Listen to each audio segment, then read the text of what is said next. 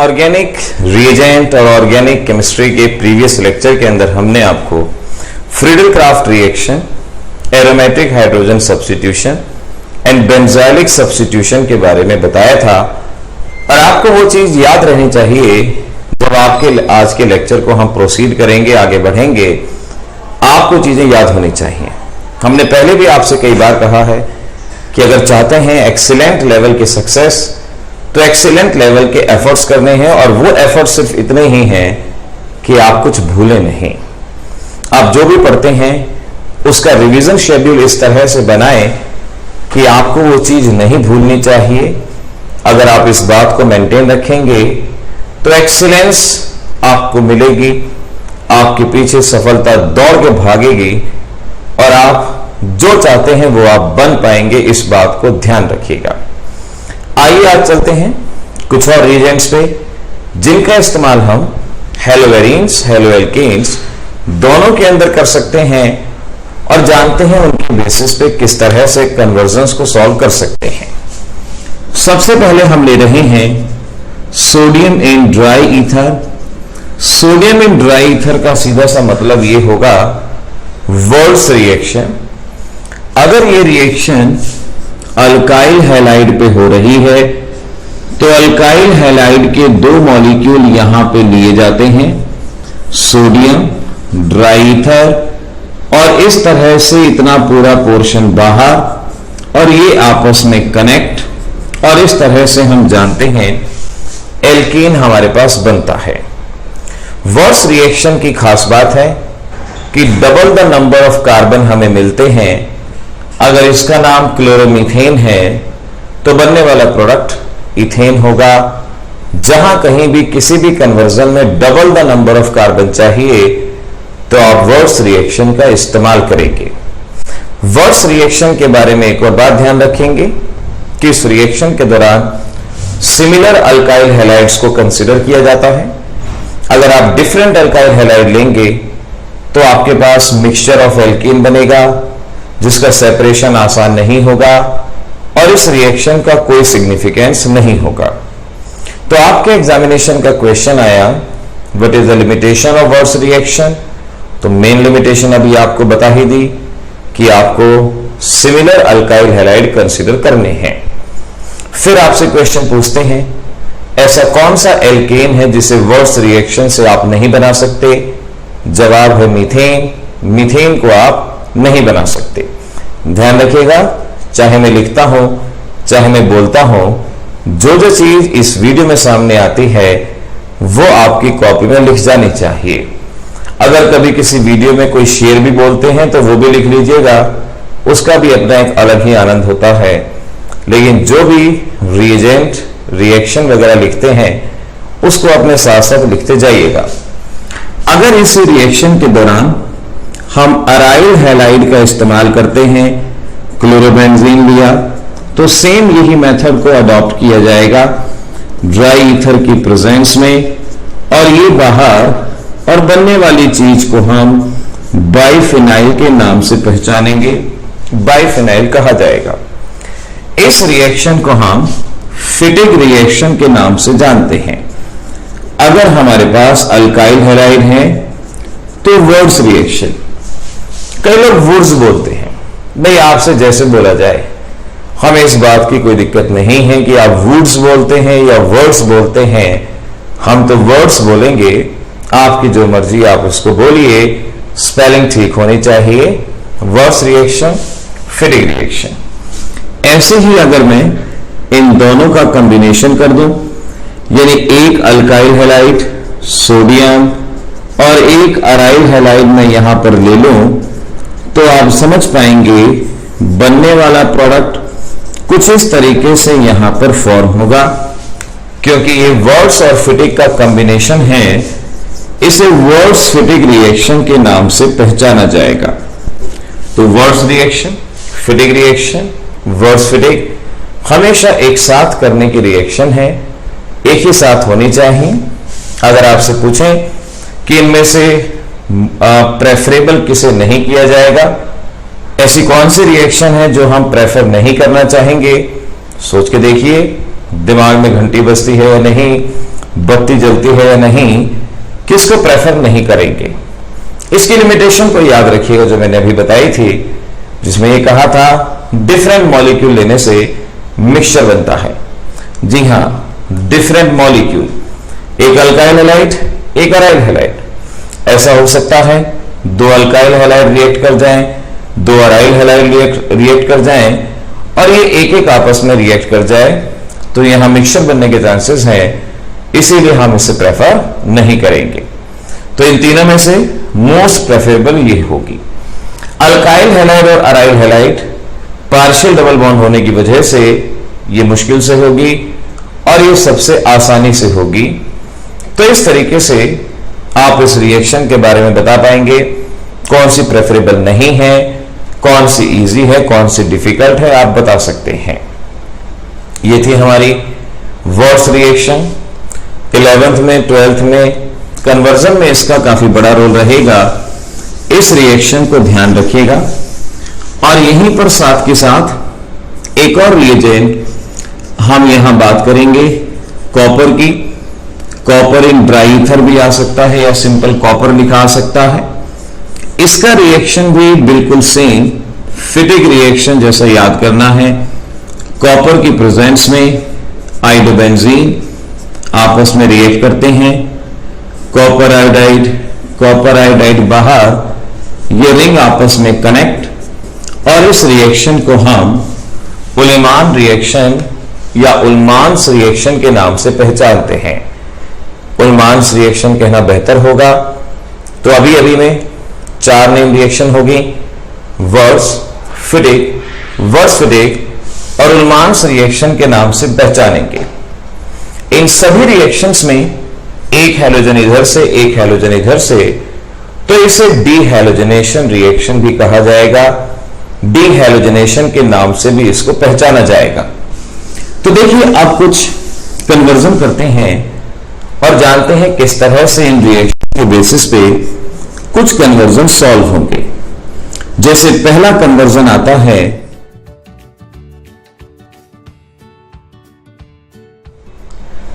Benzene से biphenyl हमें बनाना है और बताई गई रिएक्शन के अकॉर्डिंगली जो प्रीवियस लेक्चर में की या जो इस लेक्चर में की, ये कन्वर्जन आना चाहिए। So now I can say ये है आपके पास बेंजीन, Cl2 एनहाइड्रस AlCl3, तो आप सभी जानते हैं HCl बाहर और यहां पर क्लोरीन आएगा। अब आप खुद सोच लीजिए, सेम कंपाउंड 2 बार लाना है तो कौन सी रिएक्शन करेंगे हम? फिटिक reaction. Sodium in dry ether, 2 ऐसे मॉलिक्यूल आपस में रिएक्ट होंगे जैसा कि अभी बताया था, और इस तरह से आप बाइफिनाइल बना सकते हैं। ये रिएक्शन आपकी कंप्लीट होगी। सिमिलरली नेक्स्ट कन्वर्जन आपको ये कहा जा सकता है कि बेंजीन से आपको ये कंपाउंड बनाना है। ध्यान रखिएगा, इन कन्वर्जन में जनरली वही ले रहा हूं जो प्रीवियस वीडियो और इस वीडियो के अंदर बताए गए हैं। बेंजीन से ये बनाना है। पहले एक बेंजीन पे कार्बन लगाया जाएगा और कार्बन लगाने के लिए फ्रीडल क्राफ्ट रिएक्शन आपको बताई गई थी। HCl बाहर और इस तरह से ये हमारे पास CH3 आएगा। अब अगर हमें फिटिक रिएक्शन करानी है या वर्ड्स करानी है, हैलोजन आना चाहिए। पिछले वीडियो को ध्यान से देखेंगे तो आपको बताया था Cl2 सनलाइट, HCl बाहर जाता है और यहां पर हैलोजन। अब बिल्कुल इसका डबल द नंबर, यानी वर्ड्स रिएक्शन जैसा case, sodium in dry ether, same reaction करके देखेंगे और आपका प्रोडक्ट तैयार है, आपका प्रोडक्ट यहां पे मिल जाएगा। तो इस तरीके से हम कह सकते हैं कि हमारे पास ये रिएक्शन होगी और इस तरह से हमारे ये कन्वर्जन यहां पर सॉल्व हो जाएंगे, प्रोडक्ट बना सकते हैं। सपोज अब आपसे कहते हैं कि आपके पास बेंजीन है और आपको इस बेंजीन से कुछ इस तरह का प्रोडक्ट प्रिडिक्ट करना है, यानी यहां मीथेन, यहां 2 रिंग और यहां मीथेन, कुछ इस तरह का कंपाउंड आपको बनाना है। So now I can understand कैसे होगा। पहले इस पे मिथाइल ग्रुप लगाएंगे CH3Cl AlCl3 की प्रेजेंस में, और इस तरह से यहां पर CH3 आएगा, और फिर क्योंकि यहां से ज्वाइन करना है तो यहां पर halogen Cl2 AlCl3 para product dominating होता है, इस तरह से पैरा पे मिलेगा, और फिर आप इसकी रिएक्शन करवा दें सोडियम इन ड्राईथर, ऐसे दो मॉलिक्यूल लेंगे, हैलोजन और सोडियम बाहर, और यही प्रोडक्ट आपके पास बन जाएगा। आप अपने इस प्रोडक्ट को यहां पर बना सकते हैं। तो बेंजीन से कई तरह की चीजों को इस तरह से कन्वर्ट करवाया जा सकता है, इस तरह से हम बना सकते हैं। कोशिश करेंगे तो कन्वर्जन डेफिनेटली सॉल्व कर भी पाएंगे, जवाब दे भी सकते हैं। ऐसे ही मैं आपको होमवर्क में करने के लिए एक दो रिएक्शन देता हूं। जैसे आपको बेंजीन से कुछ इस तरह का कंपाउंड बनाना है, CH2 CH2 CH2, और ये बनाने की कोशिश करनी है। ध्यान से कोशिश कीजिएगा, बन जाएगा। बेंजीन से आपको इस तरह से ये कंपाउंड बनाने की कोशिश करनी है। एफर्ट्स करेंगे, डेफिनेटली बनेगा। लेकिन मैं यही कहूंगा कि प्रीवियस वीडियो और इस वीडियो को कंबाइन करके अच्छे से देखिएगा। जो जो कन्वर्जन बताए हैं उनको ध्यान से देखिएगा, डेफिनेटली आप इसमें बना सकते हैं, अपने प्रोडक्ट को यहां पर कर सकते हैं। अभी तक के वीडियोस के अंदर आपको हम 37 रिएजेंट्स के बारे में बता चुके हैं कि ऑर्गेनिक में इन 37 रिएजेंट्स का क्या क्या फंक्शन है और कन्वर्जन में आप किस तरह से इनका इस्तेमाल कर सकते हैं।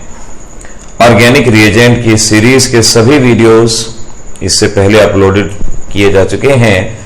आप अगर चाहते हैं कि ऑर्गेनिक की सबसे अच्छी तैयारी हो तो ऑर्गेनिक मैकेनिज्म, ऑर्गेनिक रिएजेंट्स, इन सभी वीडियोस को एक ही सीक्वेंस के अंदर आपको देखना होगा। अगर आप इस तरह से करते हैं तो ऑर्गेनिक का डर आपके मन से पूरी तरह से निकल जाएगा। ये हम लिख के दे सकते हैं आपको, लेकिन तैयारी करनी आपको है। आपको जो जो मैटर दे दिया गया बस उतना ही अच्छे से कर लीजिए, वो भी आपके लिए बहुत है। बाकी मैक्सिमम जितना आप पढ़ सकते हैं वो आपकी कैपेबिलिटीज हैं, लेकिन इतना करने से आपका गुजारा हो जाएगा, आपकी बात बन जाएगी। आज हम अराइल हैलाइड्स के अंदर ही कुछ और रिएजेंट्स का इस्तेमाल सीखेंगे, और ये रिएजेंट्स सिर्फ अराइल हैलाइड में ही नहीं, आपकी ऑर्गेनिक के लास्ट चैप्टर यानी नाइट्रोजन कंटेनिंग कंपाउंड के अंदर भी यूज होंगे। डाइजोनियम सॉल्ट के अंदर भी इनका इस्तेमाल होगा, एनिलीन वगैरह के अंदर भी इसका यूज होगा। तो ये शुरू करते हैं और सीखते हैं कि कैसे कैसे इन रिएजेंट्स का आपको यूज करना है। सबसे पहले हम ले रहे हैं NaNH2 या NaNO2 NHCl। सबसे पहले इस रिएजेंट को लिया जा रहा है। इस रिएजेंट को समझ लीजिएगा, ये सिर्फ NaNO2HCl ही नहीं, ये एक और फॉर्म में लिखा हो सकता है HNO2HCl, इस फॉर्म में भी दिया जा सकता है। अगर इनमें से कुछ भी एक लिखा है इसका मतलब एक ही चीज है, एक ही प्रोसीजर है, क्योंकि नाइट्रस एसिड स्टेबल नहीं होता, रिएक्शन के दौरान बनाना पड़ता है, और इसी वजह से हम NaNO2 और HCl को कंसीडर करते हैं। लेकिन आपको पजल करने के लिए इन दोनों में से किसी भी तरह से आपको रिएजेंट दिया जा सकता है। अब इनके फंक्शन को आपने ऐसे समझना है कि अगर हमारे पास एलिफेटिक प्राइमरी अमीन है, अगर एलिफेटिक है यानी रिंग नहीं है, बेंजीन नहीं है, एलिफेटिक प्राइमरी अमीन के ऊपर इनकी रिएक्शन याद रखेंगे कि NH2 is replaced by OH। NH2 की जगह OH आपके पास आएगा। ये फंक्शन आपने एलिफेटिक के अंदर ध्यान में रखना है। और अगर आपके पास एरोमेटिक प्राइमरी अमीन यानी एनिलीन है तो इसका फंक्शन आप लर्न करेंगे। डाइजोनियम सॉल्ट आपको यहां मिलता है, याद रखेंगे डाइएजोनियम सॉल्ट इस स्पीसीज को कहा जाएगा। तो सबसे पहले यही बात अच्छे से जान लेना कि एलिफेटिक में कुछ और है और एरोमेटिक के अंदर कुछ और है। इस तरह से ये दोनों का फंक्शन रहेगा, तब हम आगे बढ़ने की बात सोच सकते हैं। अभी फिलहाल हम एरोमेटिक के अंदर इसके फंक्शन को जानेंगे, इसके बारे में और चीजों को जरा समझेंगे। अब हमारा अगला रिएजेंट है Cu प्लस HBr, ये आपको दिया गया है। Cu प्लस HBr हो सकता है या Cu प्लस HCl हो सकता है। रिएक्शन का नाम गेटरमैन रिएक्शन कहलाया जाएगा, इसको याद रखिएगा। Gattermann reaction copper HBr copper HCl, और इसका फंक्शन होगा कि डाइजोनियम अगर आपके पास है, डाइजोनियम पार्ट को हटा देना है और उसकी जगह जो भी हेलोजन, अगर HBr लिया तो ब्रोमीन आएगा और HCl लिया तो क्लोरीन आएगा। हम यहाँ X लगा देते हैं, X का मतलब halogen, may be bromine, may be chlorine. Gattermann reaction name reaction के तौर पे याद रख सकते हैं। तो एनिलीन से आप ब्रोमोबेंजीन, क्लोरोबेंजीन आसानी से बना सकते हैं, प्रिपेयर किया जा सकता है। ऐसे ही आपको यही चीज CuCl, HCl या CuBr, HBr की फॉर्म में भी दी जा सकती है। सेंड मेयर रिएक्शन कहा जाता है, सेंड मेयर रिएक्शन इसे कहा जाएगा। आपके सिलेबस की, आपके बुक की ही रिएक्शन है और इसका भी फंक्शन सेम होगा। अगर क्लोरीन है तो क्लोरीन आएगा, ब्रोमीन है ब्रोमीन आएगा, सेम आइडेंटिकल। चारों रिएजेंट का फंक्शन बिल्कुल एक जैसा कि डाइजोनियम को हटा के उसकी जगह पे हेलोजन अटैच करना। इसी तरह से आपका अगला रिएजेंट है CuCN, KCN, और ये भी ऐसे ही रिएक्ट करेगा। हेलोजन की जगह यहां साइनाइड है तो इसका फंक्शन हो जाएगा इस पूरे पार्ट को हटा देना और इसकी जगह पे साइनाइड लगा देना। ये पूरा फंक्शन रहेगा। और ये अब आपको याद होना चाहिए कि साइनाइड को अगर आप डाइल्यूट HCl के साथ रिएक्ट करवाते हैं, कंसंट्रेटेड HCl के साथ रिएक्ट करवाते हैं, और अगर आप सोडियम इथेनॉल के साथ रिएक्ट करवाते हैं तो अलग अलग चीजें मिलती हैं। ये हम अपने प्रीवियस वीडियोस के अंदर ऑलरेडी आपको बता चुके हैं। जस्ट टू रिमाइंड, मैं यही कहूंगा, डाइल्यूट में साइनाइड COOH के अंदर बदलता है, कंप्लीट हाइड्रोलिसिस।